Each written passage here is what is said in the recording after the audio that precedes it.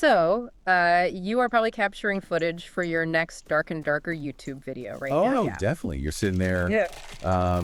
trying to survive the dungeon. Right, and the tension you feel trying to extract with your loot, that is actually like exactly what the developers were experiencing in real life. Yeah, which is why our mission today is to give you this, the ultimate background lore for your video. Exactly. A deep dive into how this game you're playing survived a multi-million-dollar corporate assassination, only to, well, willingly drink poison the second it was safe. It's so wild. So let's rewind to February 2023. Steam Next Fest. Right. An unknown indie studio, Iron Man, drops a demo with zero marketing. Normally, like 15,000 players is a massive hit, but Iron Mace somehow pulls a staggering 108,000 concurrent players out of thin air. Okay, let's unpack this. Finding that kind of success on your first drop is like finding legendary loot, right? It's a completely run-defining moment. Oh, absolutely. But what's fascinating here is that this massive loot attracted a real-world megaboss, Nexon. Right, the giant Korean game publisher. Exactly. And they quickly realized this runaway hit was created by their own former employees. Wait, I have to push back here for a second. Nexon wasn't just being petty, though, right? I mean, these developers supposedly left with the source code for a canceled Nexon project. Yeah, Project P3. Right. So, doesn't a giant corporation actually have a valid legal reason to shut that down? Well, that was Nixon's argument, yeah. Yeah. And their strategy was basically a legal siege. They didn't even need to win a trial right away. They just needed to cut off the supply lines. Precisely. They accused Iron Mace of stealing trade secrets, which led to literal police raiding the Iron Mace offices. Wait, really? Like, cops actually in the office? Yeah, forcing developers away from their keyboards to seize hard drives. That is insane. And then came the DMCA takedown, right? Yeah, Nixon hits them with a copyright claim, and Steam instantly delists the game. Which is huge. Because no Steam means no platform, no new players, and essentially zero revenue. And no traditional servers either, which leads to what I think is Iron Mace's wildest move. Oh yeah, the BitTorrent thing. Right. To keep the playtest going without Steam, they decentralized the distribution. They literally just posted a BitTorrent link in their Discord. Wow. Yeah, they effectively turned their own frantic player base into server nodes just to keep the code alive in people's hands. Here's where it gets really interesting, though. You'd think a police raid and losing your storefront would be an instant game over. You really would. But Iron Mace actually found legal vindication. A Korean court eventually ruled that the code and assets were original enough. They beat the siege. They did, but, the siege did its damage. By the time they finally got back on Steam in June 2024, they were likely just bleeding cash from the legal battles. Right. And that financial desperation led to this crazy cascade of terrible, self-sabotaging updates. Yes, starting with what they called a free-to-play launch, which was, frankly, wildly deceptive. Oh, a bait and switch. Exactly. If you downloaded it for free, you were locked to a single character class and blocked from the high-tier modes where the actual game happens. To unlock the real experience, you had to pay $30. So it was strictly a paid demo disguised as a free game. Yeah, and it instantly tanked their reviews. But instead of fixing that core loop, they introduced pay-to-win mechanics. Like selling market slots for $9, right? Right, which allowed paying players to physically generate more in-game gold than free players. And mechanically, that completely fractures your player economy. But for so many players, the final nail was the matchmaking update. Oh, the solo and trio merge. Yeah, they took the solo matchmaking queue and merged it with the trio queue just to speed up wait times. Which fundamentally breaks the gameplay loop. You cannot balance a solo player against a coordinated three-person squad on Discord. The time to kill is just too fast. It's impossible. Solo players became literal bubble wrap waiting to be popped by roaming squads. You'd spend 20 minutes carefully looting just to get steamrolled in 5 seconds.